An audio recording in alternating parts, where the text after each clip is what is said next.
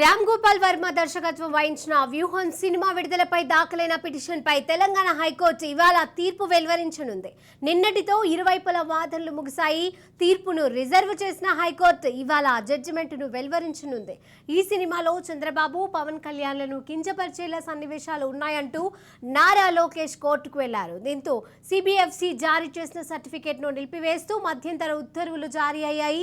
ఈ క్రమంలో సిబిఎఫ్సి జారీ చేసినటువంటి సర్టిఫికేట్ను నిలిపివేస్తూ ఇచ్చిన మధ్యంతర ఉత్తర్వులను తొలగించాలని సినిమా నిర్మాత హైకోర్టును కోరారు.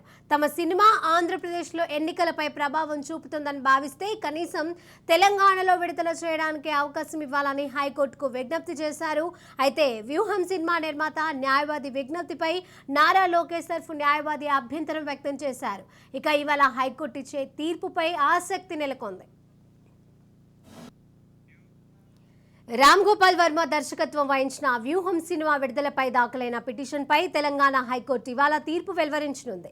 ఇక ఇదే అంశానికి సంబంధించి మరిన్ని అప్డేట్స్ మా క్రైమ్ బ్యూరో చీఫ్ ఇన్నారెడ్డి అందజేస్తారు. ఇన్నారెడ్డి, శిరీష, మనం గమనించవచ్చు వ్యూహం సినిమా మీద ఇప్పటి వరకు ఇరువైపుల ఆర్గ్యుమెంట్స్ పూర్తయిపోయిన నేపథ్యంలో ఖచ్చితంగా ఈ రోజు తీర్పు వస్తుంది. అయితే దీంట్లో అంటే ఈ సినిమా కనుక రిలీజ్ అయితే రాబోయే ఎలక్షన్లలో ప్రభావితం అవుతుంది.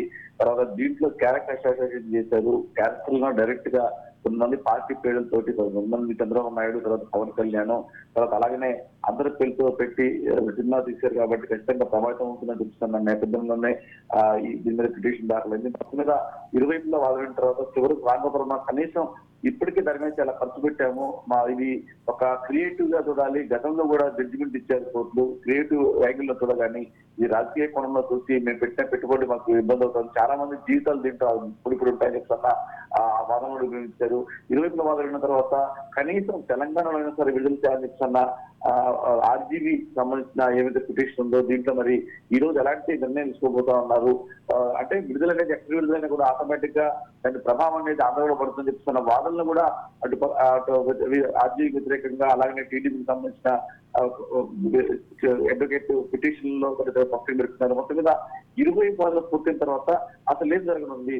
గతంలో ఇలాంటి కేసులు చాలా సార్లు కూడా రాజీ సినిమా మీద ఇవ్వడం, తర్వాత కోర్టులు ఆర్జీకి అనుకూలంగా తీర్పులు ఇవ్వడం, ఈసారి కూడా అలానే మనకు అనుకూలంగా తీర్పు తెస్తుందని చెప్పినా కూడా ఆశ చేసినప్పుడు కూడా గతంలో దీని మీద స్టే విధించి దీని మీద వాదన పూర్తయిన తర్వాత నిన్నటికి పూర్తి స్థాయిలో ఇరువైపుల వాదనలు కంప్లీట్ అయిపోయింది. మరి ఈ రోజు ఏం జరగనుంది, కోర్టు రాజు తీర్పు ఉంది. కనీసం తెలంగాణలో సరే రిలీజ్ చేయడానికైనా అనుమతి కోరిన నేపథ్యంలో తెలంగాణలో కూడా తెలంగాణ వరకు రిలీజ్ అయినా కూడా దాని ప్రభావం ఆంధ్ర పైన పడుతుందని చెప్తున్న వాదనలో మరి ఏకీవిస్తారా, లేకపోతే విడుదలకు సహకరిస్తున్న మీద సర్వత్రా ఉత్కంఠ కొనసాగుతామని Sirisha. Right, thank you Inna Reddy.